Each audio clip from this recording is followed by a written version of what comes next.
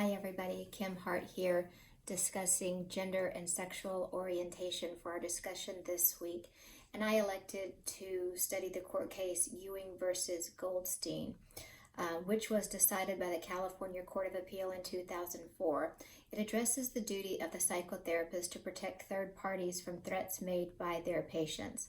This case expanded the interpretation of the duty established by the landmark California Supreme Court case Tarasoff versus Regents of the University of California in 1976.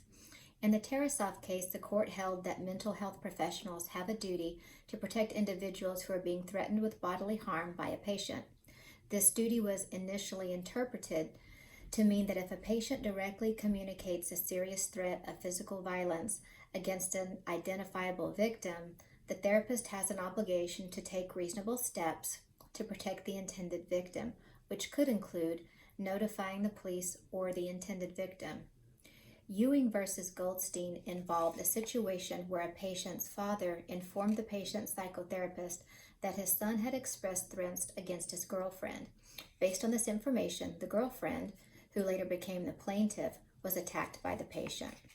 The plaintiff argued that the therapist had a duty to warn her based on the threat communicated by someone other than the patient, who happened to be the patient's father.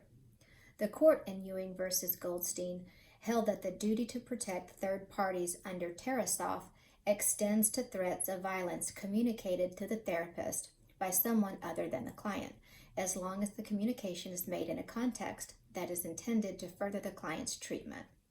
This interpretation broadened the scope of a therapist's duty to protect third parties from threats of violence, indicating that therapists must also consider credible threats communicated by family members or other individuals who are close to the client and are conveying concerns in the context of the client's treatment. The decision emphasized the importance of protecting potential victims and acknowledged the complex dynamics of therapy, where significant information about a client's potential for violence may come from sources other than clients themselves. Ewing versus Goldstein has had a profound impact on the practice of psychotherapy, underscoring the legal and ethical responsibilities therapists must take preventative actions when they become aware of threats against third parties, regardless of the source of the information. Ewing versus Goldstein impacts my work as a professional counselor in many different ways. First, it broadens the scope of duty to warn beyond direct threats communicated by the client. It means I must be vigilant about threats conveyed by the client and others involved in their care. It also impacts ethical decision-making in situations where client confidentiality must be balanced against the need to protect potential victims. I'll need to carefully consider when and how to breach confidentiality in accordance with legal obligations and professional ethical standards. It also emphasizes the need for thorough documentation of all communications that might relate to a threat, including those from third parties. Moreover, consultation with colleagues or legal counsel in ambiguous situations can help in those situations. Also, being able to explain the limits of confidentiality in a way that is clear and understandable to clients from the beginning of therapy. My defaults regarding sexual orientation and gender identity tend to fall within my traditional Christian values.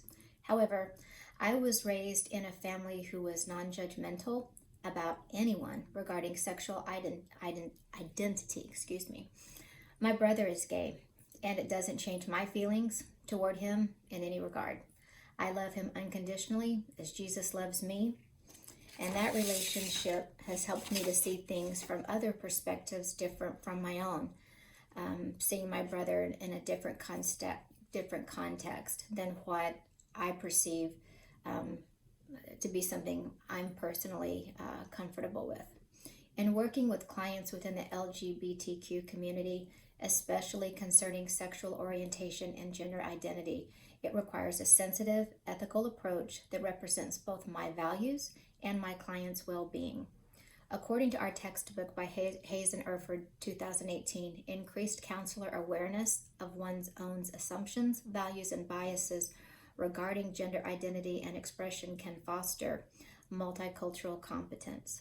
Some ways that I can mitigate conflicts might include ensuring my personal beliefs and values don't interfere with my professional responsibilities to support and reflect my clients' values and autonomy.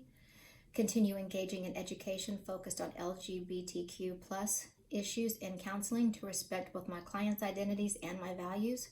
According to Kidd et al. 2018 and an article from the Journal of Gay and Lesbian Mental Health, participating in training on how to utilize affirmative counseling practices with LGBTQ plus clients has been shown to increase counselor competence. Most importantly, I think it's crucial to focus on universal human values such as love, respect, and understanding, and the pursuit of well-being. These values transcend many religious and cultural differences and can form the basis of a therapeutic alliance that respects both our beliefs and my clients' experiences.